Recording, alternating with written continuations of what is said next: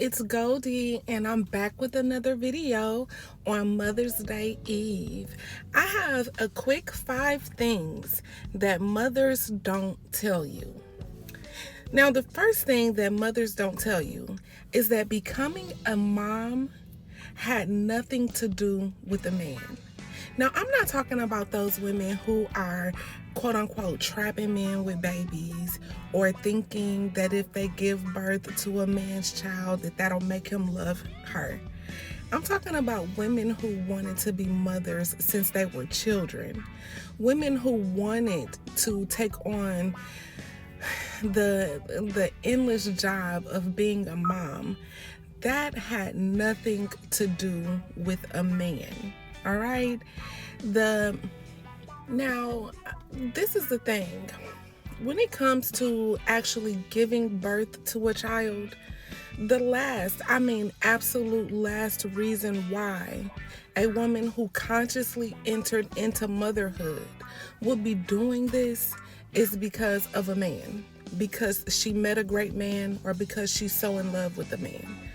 Women who have children consciously, who plan for them, who have always dreamed of being a mom, who actually want the responsibility of motherhood, are doing this for their child. That's why it's called a labor of love. It's not rooted in the acceptance or valuation or anything of a man. The bottom line, the foundation of this act is to give birth or bring forth the life that she's always dreamed of caring for. So it has nothing to do with the man. Secondly, you learn that you really have no control over anything. There's so many women out here that are single and childless, and a woman who has consciously entered into motherhood can understand why. It's not because they are bad women or unattractive women or unwanted women, but it's simply because these women are control freaks. They want to control everything. They want to control the man and how everything goes. They want to control their entire lives. And then they think that they can in turn control a child's life. The reality is, a mother, a woman who has willingly and consciously entered into motherhood, understands that the best you can do is guide a child. You can guide them, you can give them all the tools necessary, all of the experiences necessary, all of the lessons necessary to lead them into a positive place once they reach adulthood. But one thing we understand is that you can't control anything or anyone. The only thing you are in control of is yourself and how you manage, respond to, and handle things. The third thing is mothers who consciously enter into motherhood understand that outsourcing your care is not realistic. There is no substitution for a mother's love. I hear so many women online say, oh, I'll just get a nanny, or I'll just get a house cleaner, or I'll just get a chef, or I'll just call someone to come stay with the kids so that I can travel or go out for date night. But a mom who has entered into motherhood willingly, consciously, wantingly, is because she understands that there is no substitution for her. She is the only one who can provide certain things for her children. And a child doesn't always want to have a chef prepare their meals. Sometimes they want to taste mama's cooking. A child doesn't always want to hang out with the nanny or go over to grandparents' house or kick it with their cousins all day. Sometimes they just want to lay up under mommy. A child doesn't want to get emotional fulfillment from anybody else except for mama sometimes. And yes, that includes dad too. I can't count the moments where my husband can be in one area of the house and all of the kids are right here next to me. I better not be laying in the bed. All of the kids then laid in the bed with me while he's just sitting on the couch and don't got a care in the world.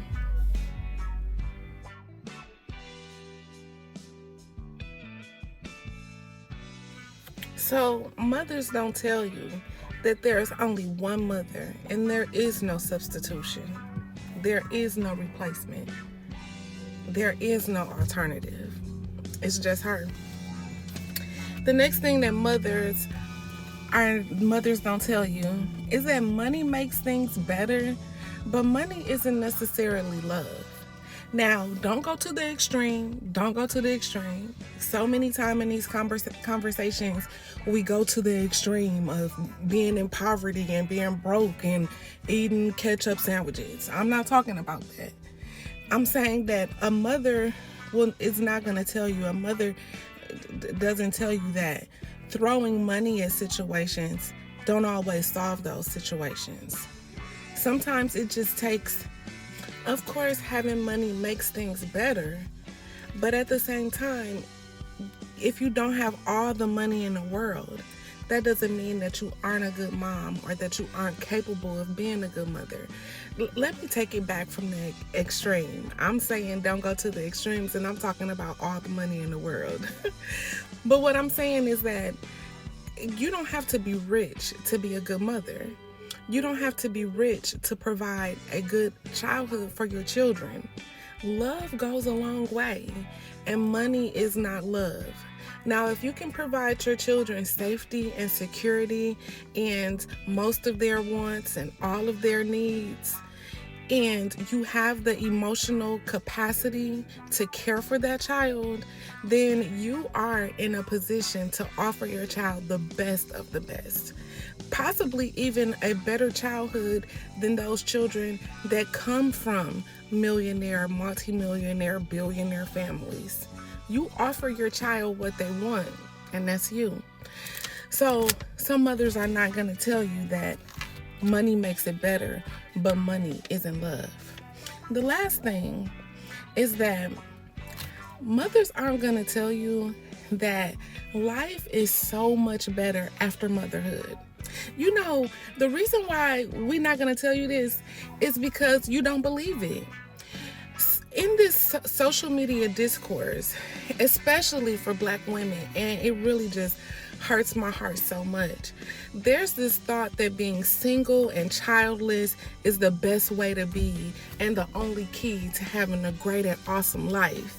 And while I believe that you can have the happiness that you desire, and not all women want to be mothers, and not all women can become mothers, but the reality is that life after having children is so much fuller.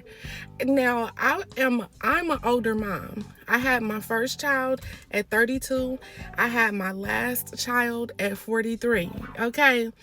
I am an older mom, so I experienced all of my youth in its fullness. And I can tell you that while I have a little bit more stress, sometimes a lot of bit more stress on this side, I am so fulfilled emotionally, mentally, just socially from my relationship, my role as a mother. Life has become so much better. And, you know, a lot of times I think about the fact that I decided to become an older mom and, you know, not have children in my 20s. And I think back and I say to myself, you know, most of the things that I'm doing now, I could have done as a younger woman with children. Traveling is so much better. Holidays are so much better. My home life is so much better.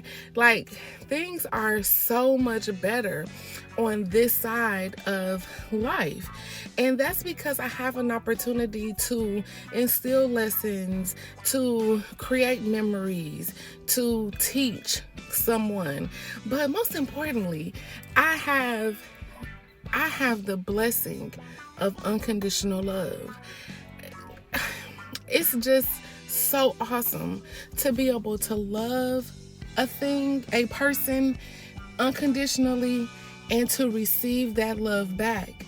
On my good days, I am fully and completely loved by my children. On my bad days, I am fully and completely loved by them. And all those days in between, one thing I never doubt is that my children love me and they need me and they want me around. And it doesn't take children to give you that type of fulfillment, but children do offer that kind of fulfillment. So mothers aren't going to tell you that life is so much better on this side because y'all wouldn't believe it. Y'all listen to so many negative and condescending voices online and end up with nothing. I don't want to say nothing. You end up with memories that don't include an extension of you.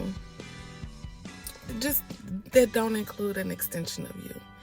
You end up with sometimes a quiet home or nothing to really work for, or nothing to live through you. You end up with solitude. And you have to really think that maybe that's what those voices online want for you. It's for you to come home to a quiet home every single day.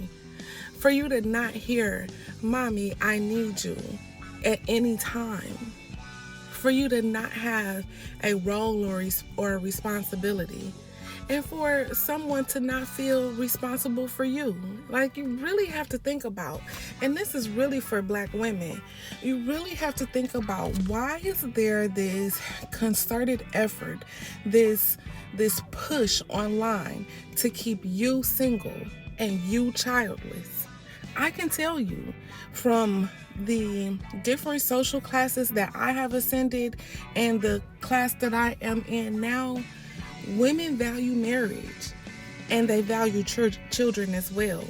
But not only that, the men value marriage and the men in this social class value children as well. I hate that Black women are being sold this idea of living as a single person for your entire life. I just hate that, because you don't have to rush, but there is a timeline that you have to follow. You won't be able to have children at any point in your life. At one point, it's going to be too late. And when that happens, you won't be able to go back and you won't be able to make a different decision. So now is the time for you to take this thing seriously. And if you truly want to be a mother, align yourself with the possibility, with the opportunities to make that happen. So those are my 5 things that mothers are not going to tell you, that mothers don't tell you. Get down in the comments and tell me what you think. I love to hear your thoughts. Thanks for joining me. See you again soon. Bye.